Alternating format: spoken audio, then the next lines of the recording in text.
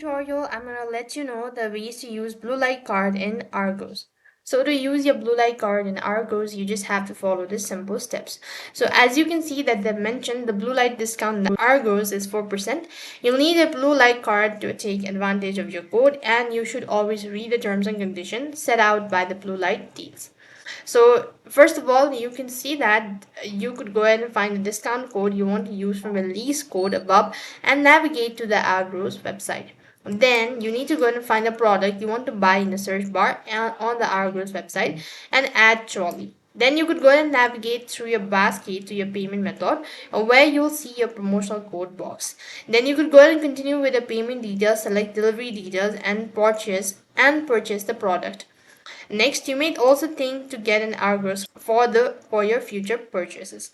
So that's all for this video. I hope the video was helpful. Make sure to like, share, and subscribe to our channel. Thank you for watching. See you in the next video.